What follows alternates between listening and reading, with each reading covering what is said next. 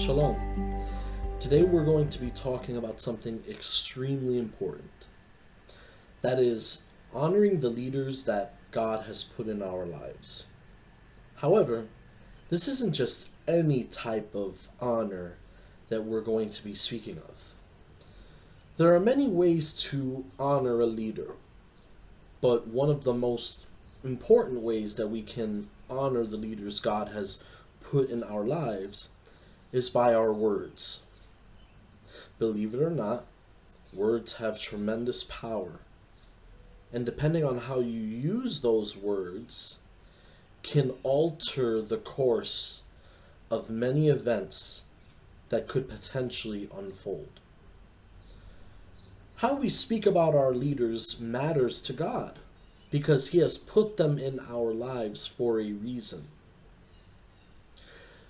Let's be very honest here. Without any leadership, without any structure, or any type of order, there would be tremendous chaos all around.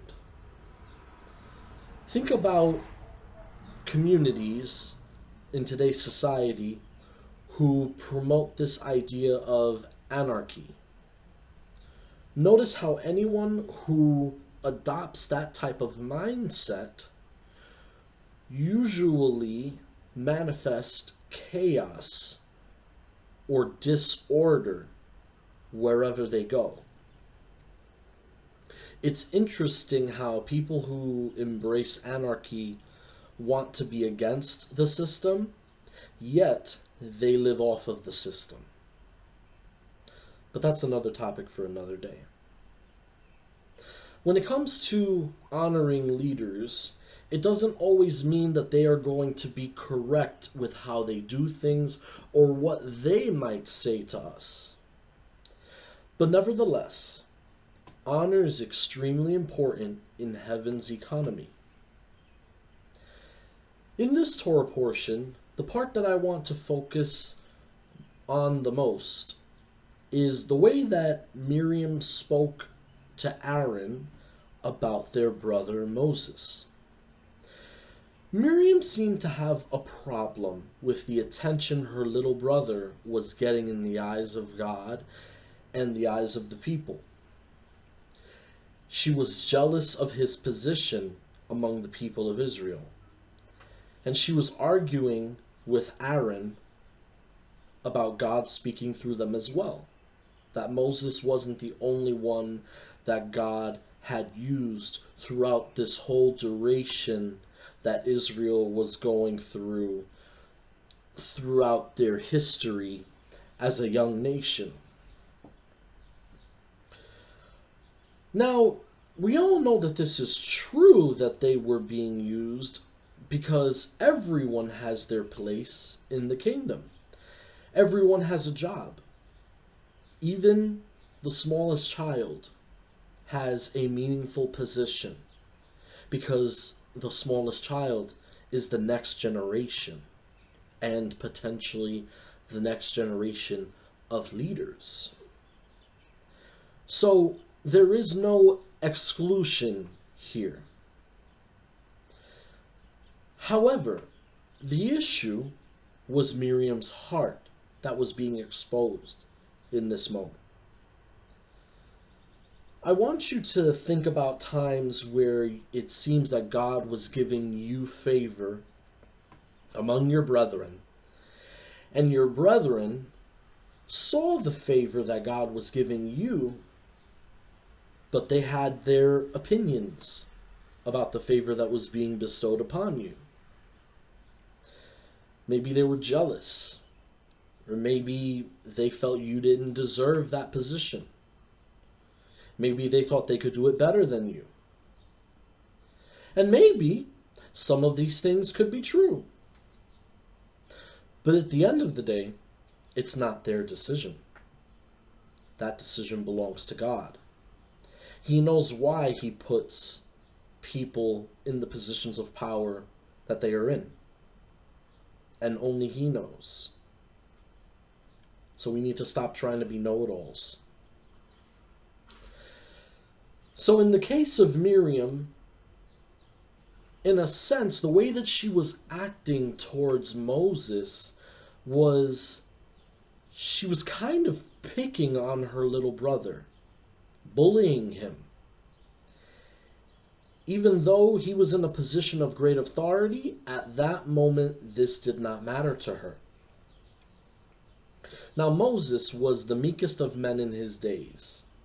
He was a man who probably didn't necessarily want confrontation, but he was obedient to the Lord on what needed to be done.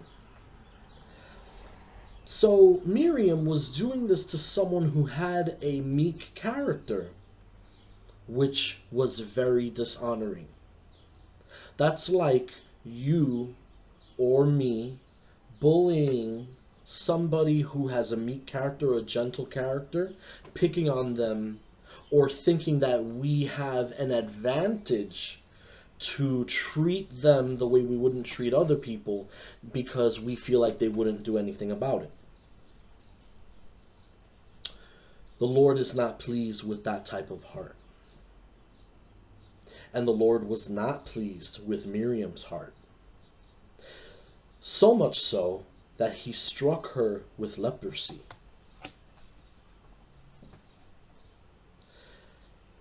What's amazing about this story is that even though Miriam was doing something against her little brother,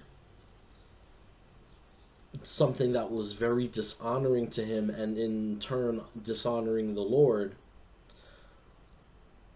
Moses still pleaded for God to have mercy on his big sister.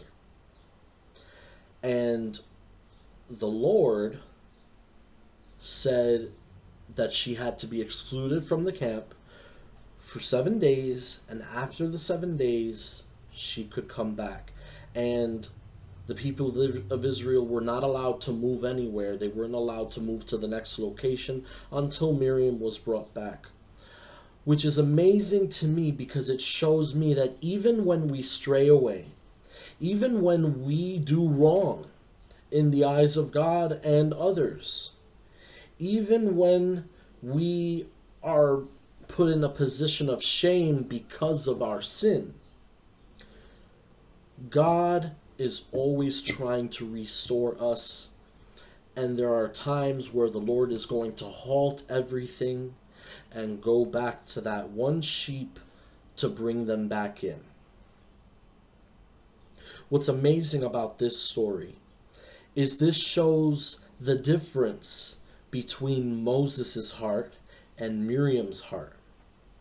This showed Moses' family at the very core of why he was fit to be the leader of Israel. It was all a matter of the heart and what came out of it. Does that sound familiar? So the moral of this story is simple. Watch your mouth. Watch your mouth. God hears you and he sees you. Humble yourself and be slow to speak.